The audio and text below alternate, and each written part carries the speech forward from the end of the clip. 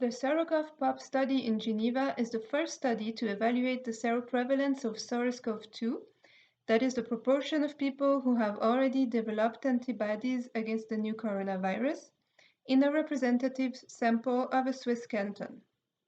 Our study is part of the national seroprevalence survey called Corona Immunitas. For the recruitment of our study population, we luckily had a readily available sample that was representative of the Geneva canton, and that was part of a previous series of studies called Bus Santé. In order to start as fast as possible, and given the urgency of the situation, we randomly selected part of those participants with a valid email address and sent them an email invitation explaining the purpose of our study and asking them to take part. Members of these participants' household were also welcome to join as long as they were 5 years old or older. We also opened time slots specifically reserved for people who are at risk of complications due to the infection, as identified by the Federal Office of Public Health. Our goal was originally to recruit a minimum of 5,000 participants over 8 study weeks. And during the first 3 weeks of our study, we recruited 1,335 participants from over 600 households. Overall, among the people who were invited by email, 1/3 answered and presented on site for the study, about 15% refused to participate, and about half of the people still had a pending status by the end of the 3rd week, meaning that we were awaiting a reply from them.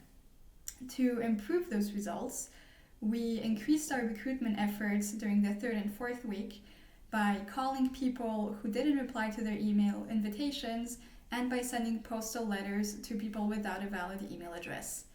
This led to an increase of participants during the 4th week, with a total of 600 participants seen during that week.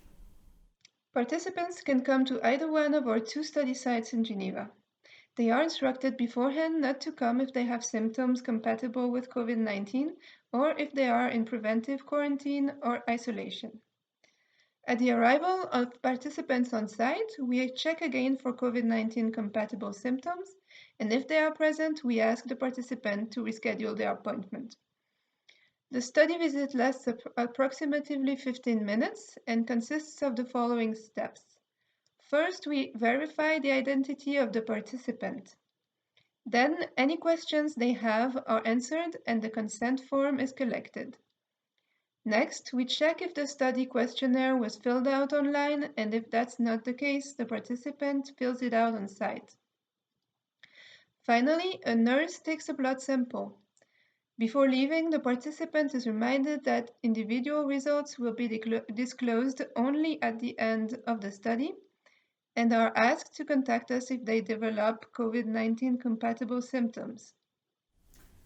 Our first study results showed an estimated seroprevalence of 3.1% during the 1st week, which increased to 6.1% during the 2nd week and to 9.7% during the 3rd. Interestingly, we didn't note a significant difference between the 5 to 19-year-old age group and the 20 to 49-year-old age group. However, we did observe a significantly lower prevalence among the 50 years and older group, which might reflect an increased social distancing measures taken among these people. If we extrapolate these results to the general Geneva population, they suggest that roughly 1 in 10 people only had been infected by SARS-CoV-2 by the end of our 3rd study week on April 24th. Of course, we must take into account that specific antibodies might take up to 3 weeks to form and to be detectable in a person's blood. Therefore, our results really show an image of the population immunity 2 to 3 weeks before the time of collection of blood samples.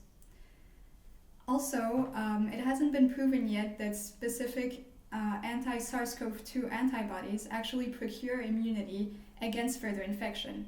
However, if they do, at least in the short term, our results suggest that we're far from the 60 to 70% of herd immunity needed to actually halt the epidemic only by this means. Our tested population was relatively similar to the population of Canton Geneva according to age and sex. We estimated seroprevalence taking into account the test performance that we found during a validation of the test, that is, the proportions of false positives and false negatives, also expressed as specificity and sensitivity. We also adjusted for the age and sex of Geneva's population. Since participants could come accompanied by the members of their households, this sample was not entirely randomly selected. To remedy some of this, we compared seroprevalence within the original Bus Santé population only, without their household members, and found similar numbers. One possible bias was also the invitation of participants by email, which could exclude people with no access to technology or who aren't tech proficient. This aspect will be improved in the coming weeks by sending out invitations through the mail to people with no known email address. We've received additional funding from the SSPH Plus, which will allow us to pursue our study until end of June, recruiting more than 8,000 participants. This larger study sample will allow us to conduct more refined analysis, for example, on symptoms related to SARS-CoV-2 infection or on socio-demographical risk factors. The estimation of weekly seroprevalence until the end of June will also enable us to observe the effects of different phases of deconfinement, which are planned during these following weeks. Finally, we also have different seroprevalence studies focused on various subgroups of the population of Geneva. For example, on socially and clinically vulnerable populations, on the people who kept working during the confinement period, and soon a seroprevalence study which will be conducted among children in Geneva.